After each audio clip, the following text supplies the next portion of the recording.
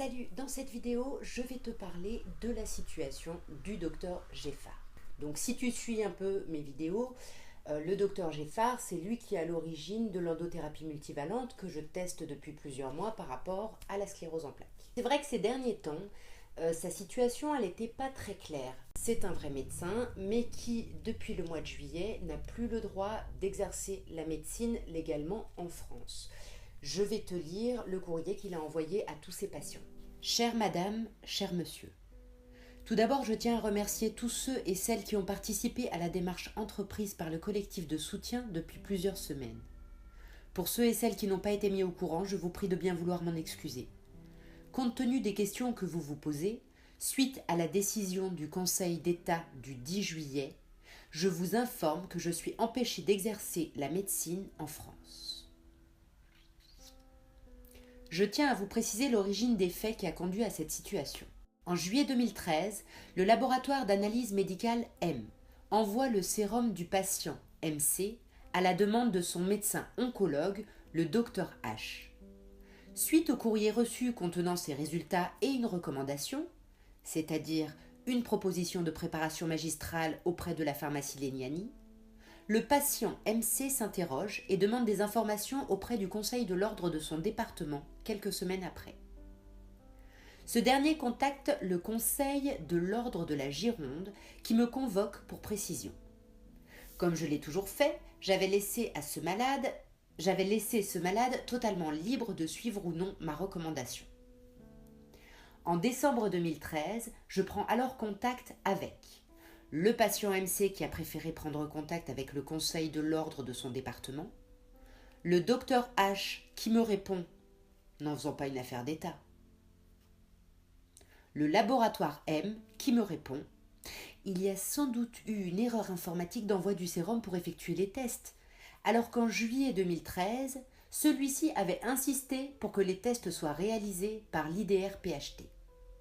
À aucun moment, au cours de la procédure du Conseil de l'ordre, ni le docteur H, ni le laboratoire M n'ont été convoqués.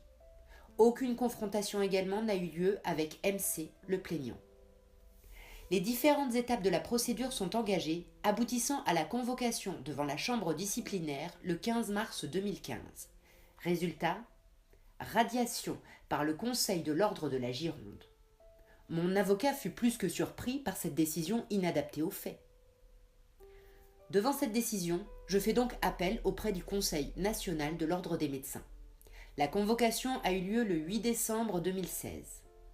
Résultat, rejet des motifs de radiation du Conseil départemental, mais maintien de la radiation au motif de soupçons de charlatanisme et compérage, avantage financier que j'aurais pu recevoir de la pharmacie Leniani. Je précise que ces derniers points avaient été évoqués par le conseil départemental, mais non retenus. J'étais atterrée, ainsi que mon avocat.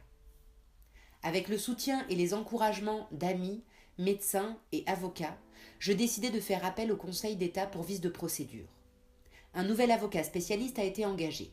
Nous espérions que le Conseil d'État réexaminerait la procédure en ma faveur, mais le résultat est là.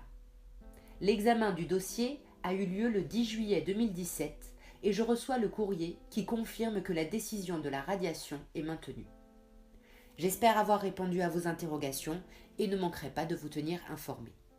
Voilà plus de 25 ans que j'essaye au quotidien de mettre en œuvre une thérapie efficace et personnalisée, issue des recherches entreprises depuis plus de 30 ans, l'endothérapie multivalente, avec des études montrant les effets positifs sur l'état de santé de nombreux patients et l'absence d'effets indésirables. Je suis allée au bout de toutes les démarches possibles. Face à l'incompréhension de l'ordre des médecins, je suis obligée d'en appeler à votre aide. Je vous invite donc à écrire un courrier au Conseil national de l'ordre des médecins et au Conseil départemental de l'ordre des médecins pour vous exprimer. Avec celles et ceux qui travaillent avec moi et toutes celles et ceux qui me soutiennent, nous restons à votre écoute. Je tiens à nouveau à vous remercier de la confiance que vous m'avez témoignée durant ces derniers mois, voire ces nombreuses années, et de nombreux encouragements que nous recevons chaque jour. Restons dans l'espérance et la confiance. Michel Geffard et son équipe. Donc voilà la lettre qu'on a tous reçue.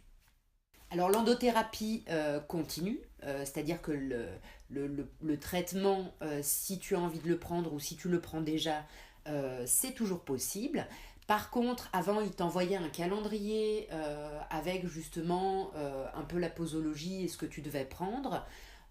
Du coup, il ne l'envoie plus. Et autre différence, les résultats maintenant sont obligatoirement envoyés par courrier et non plus par mail, comme c'était le cas avant. Enfin, c'était possible en tout cas de faire comme ça avant.